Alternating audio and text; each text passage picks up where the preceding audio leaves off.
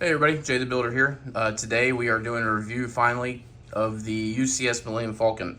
I am in our living room slash dining room because of the size of it. So as you can kind of tell, just to kind of show you, 7,500 pieces just about. Biggest set I believe that's out there. Also one of the biggest ones, if not the biggest ones, including mocks that we've done. Pretty cool build. As we get into it, you'll kind of see some of the stuff we got going on. So once you get into it, you'll notice there's several smaller boxes similar to like your modular buildings. They are actually pretty cool boxes. So they actually have design work on it with some of the sayings that are in it. Inside the box literally is 4 of these. So 1, 2, 3, and then the one in my hand is 4. And all of them have different quotes from the movie. Kind of starting with the instruction manual, as you can see, it's way different than what we're used to, especially with the way it's bound. So this one is like a monster book compared to all the other sets. This one actually does have a lot of extras in it too, so kind of similar to some of your other collectible ones. There's a lot of extra features that are inside the book. Most of it is in the front, as you can see, some of the stories and some of the backgrounds of how they made it, not to mention the story of Star Wars itself. We got all the artwork and some of that stuff into it, but also as you get into the bigger book, you start to see kind of the build of it and what they were looking at going into it.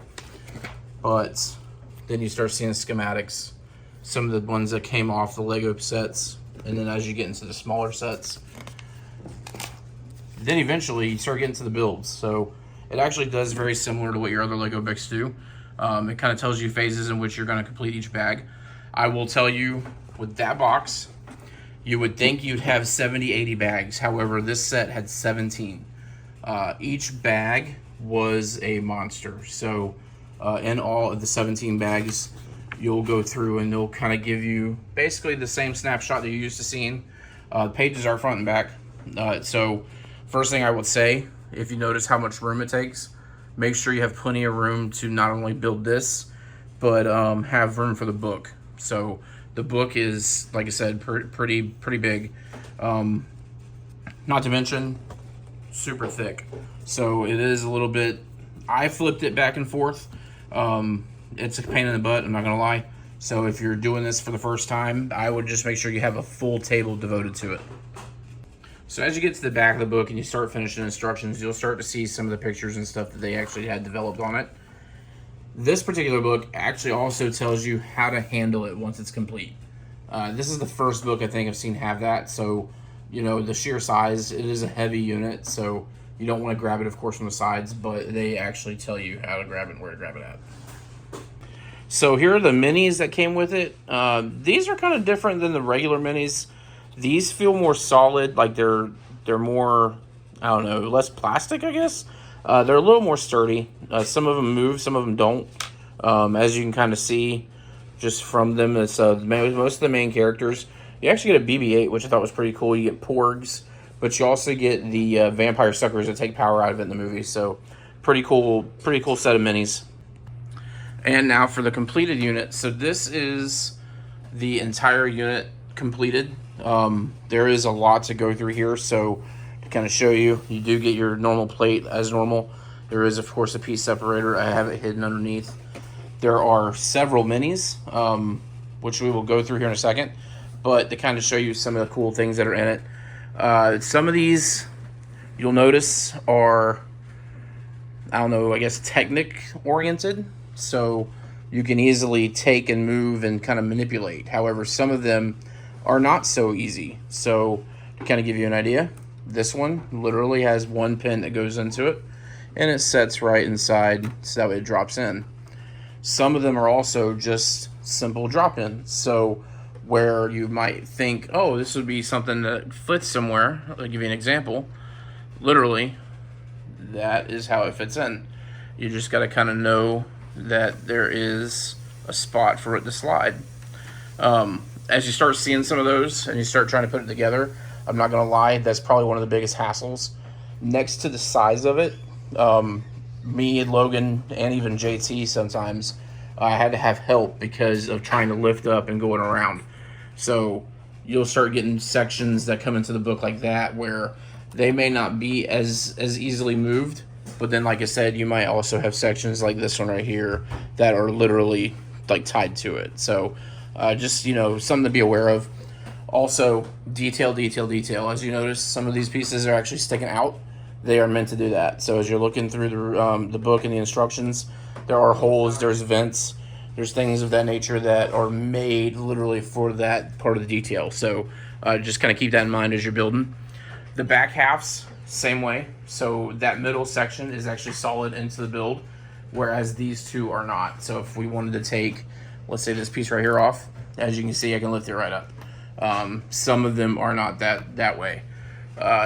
Also, same for the other side. So kind of give you a little bit of a nutshell of what all is movable.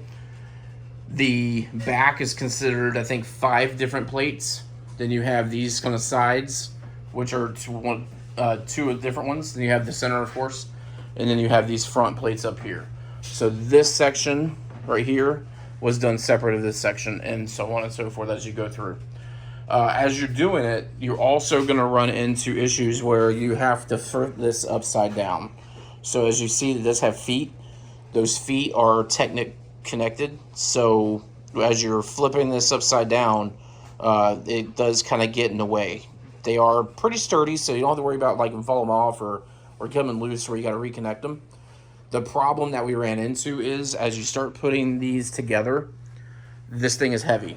So it literally will take maybe 1 or 2 people with 4 hands to kind of put certain pieces into spot, so that way you don't lose some of the peripherals that are off of it.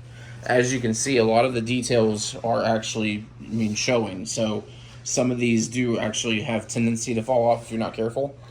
That is the biggest issue. As you get more into the outside of the build, such as the antennas and stuff, they're actually pretty sturdy, but I think that's why they kind of save them to the end, because you're at that point. Most of these panels are pretty solid in there.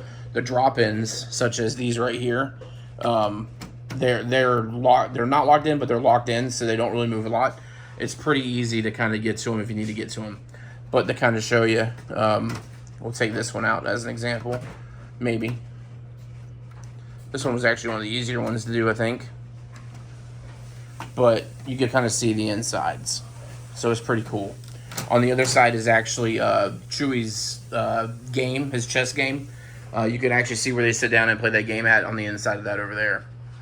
Details on this, just phenomenal. You can kind of see all the guns, especially right here in the front. So as you're looking at it, you have the cannon right here. You have the lines. You have the lasers that come with it. You have satellites that go on the side. You have things on the front right here. So overall, I will tell you guys, keep in mind I work, Brienne works, the kids go to school. So it was a little bit of a long build. That's why we didn't really have a lot of videos coming out. We were focused on this. We actually did have a lot of other ones too, but we're kind of getting caught up. This one took us, I think, roughly 3 weeks. I was working on it after work. So you got to think about 3-4 hours probably between like 8 and 11 at night, just trying to putting pieces together. Bag sorting is a big deal. It will help you with speed. However, I will tell you, size sorting helps much better. There's a lot of little pieces that go better if you sort them by size rather than by color. Of course, if you have the time to do both, it would probably pick you up your speed as well. But like I said, the size was a big deal. Stay tuned. We actually got more coming. We have Hey coming. I think Brienne's already got it built, so we got that to get caught up on. We just finished the Hogwarts Gringotts, so that actually got posted. We've done a lot of work to Lego City, so we have that as well that's coming. That'll probably be a short because we had to make some changes. We got a passenger train that was not a passenger train. It was more like a Hot Wheels car, but we'll get to that here soon too. Stay tuned. We got a lot of stuff coming.